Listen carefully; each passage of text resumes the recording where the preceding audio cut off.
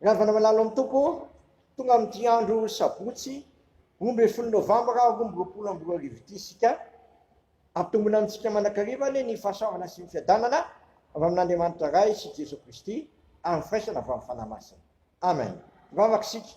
Sotranao izay raha eo fa tonga amin'izao farany herinandro ny 10 Novambra 2020 izao.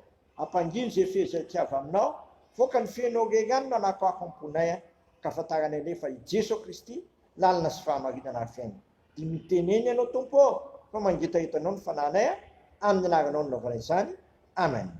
Ny bokin'ny obolana toko faha 20, 17 ka hatramin'ny 1 no ifampizarana amintsika amin'ity andro sabotsy 10 Novambra ity. Amin'ny anaran'i Jesosy, atokolany sofinao ka inio ny tenin'ny endry ary ampitandremo ny fahalalako ny finao fa mahafinaritra raha voatahirinao ao an-kibonao zany.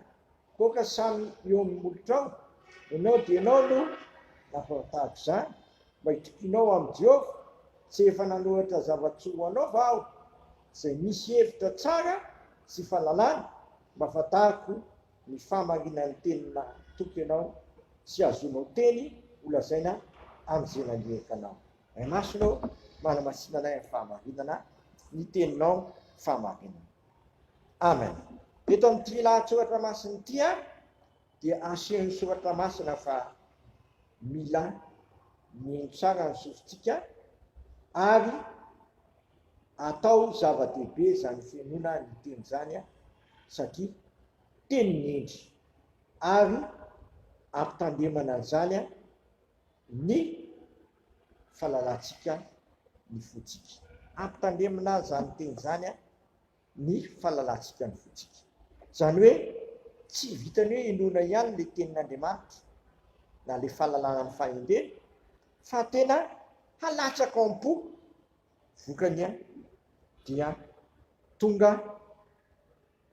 matoky amin'ny Jehovah ianao, tonga mifikitra amin'ny Jehovah ianao ka mahatonga anao ahafantatra fa teny matoky tokoa ny tenin'Andriamanitra satria ny tany sy lanitra ho levina fa ny tenin'Andriamanitra tsy ho levina manakizay. Ary izany tenin'Andriamanitra zany no mahafi fiainana vaovaonao no manitsy ny dienao no mananatra ny fonao ary mampandehanao araka ny sitrapon'Andriamanitra. Dia oka zany ny sofinao vonona eny mandrakariva ilay tenim-pahendrena ary ao kokoa ny fonao ay-andakitra izany ary tena ho fiainanao, ho sakafonao, ho fiainonao an'izany ny kibonao ka hivelomanao ny tenin'Andriamanitra fa tsy henona fotsiny ihany fa tonga mamitaka ny tenanao ianao raha mpihaino manadino ka tsy makato ny tenin'Andriamanitra. Fa raha miheno ny tenin'Andriamanitra ka makato izany ianao dia mitondra fahalalanao izany ary ampandehanao araka ny sitrapon'Andriamanitra dia Jesosy Kristy le teny tonga nofo ka niara-monina tamintsika. Amen.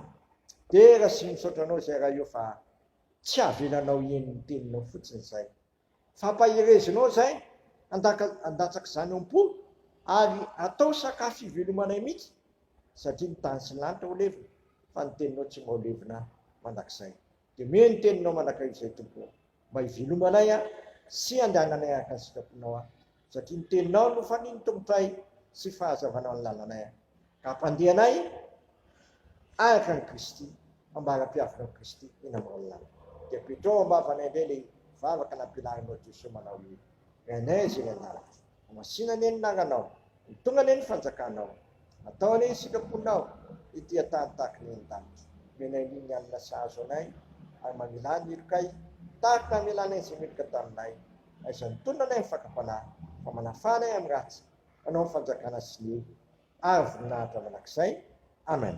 Tanterahan'ny tompo amintsika ane izao tsotrano izao ary ny fiadanan'Andriamanitra izay mihoatra noho ny fahalalana rehetra ihany fonareo sy ny hevitra reo amin'ny Kristy Jesosy matoky izay nianatra anareo sady izy ihany nanefitra voninahitra ane ho an'Andriamanitra reriany amin'ny anaran'ny Ray sy ny Zanaka ary ny fanahy masina. Amen.